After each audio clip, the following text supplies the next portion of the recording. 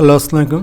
LECTRA মডারিস সফটওয়্যারে function 3 এই option নিয়ে এই অপশনের যে প্রোগ্রামগুলো আছে সেই বিষয়ে আলোচনা করব আজকে। তো ফার্স্টে এখানে আমরা দেখছি ডিলেশন। এই প্রোগ্রামের কাজ কি?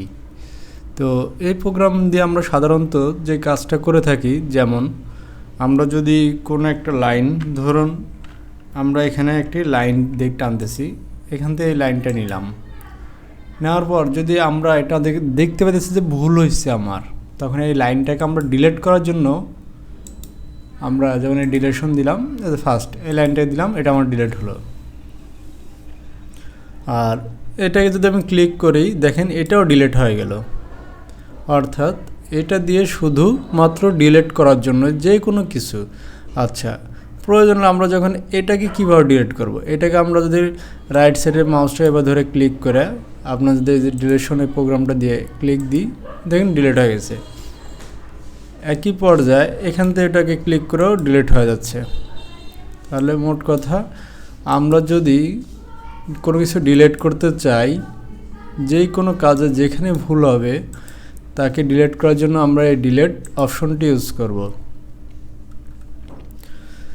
যেমন এই যে এখান থেকে যদি এটাকে ডিলিট করতে যাই, আমি আমার এখানে দেখেন যে কাজটা করছি এটাও এখান থেকে ডিলিট হচ্ছে। তো মূল কথা হচ্ছে, আপনি যেখানে ডিলিট করেন ফাংশন, প্রতিটা জায়গায় ডিলিট হয়ে যাবে এই ডিলিট অপশন দিয়ে।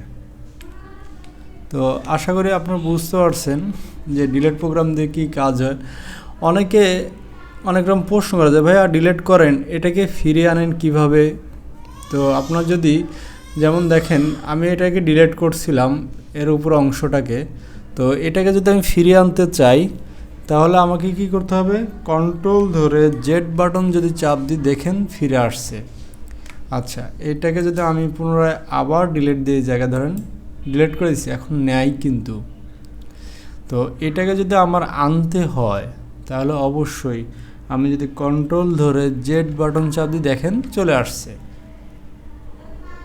তো আশা করি আপনারা বুঝতে পারছেন যে F3 ফাংশনে শুধুমাত্র ডিলেশন প্রোগ্রাম দিয়ে এই কাজটা হয়।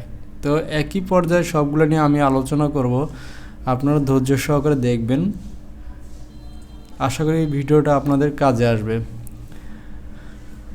আর পরবর্তী টাইমে আমি আসলে অনেকদিন ধরে ভিডিও দেই নাই, আপনাদের মাঝে দিতে পারি নাই, ব্যস্ততার কারণে দিতে পারতেছি না। তো আশা করি এখন আজকে F3 ফুল প্রোগ্রামগুলো আপনাদের সামনে প্রেজেন্ট করব, ভিডিও তৈরি করে ধারাবাহিক অনুযায়ী আপনাদের সামনে পাবলিশ করব। ধন্যবাদ।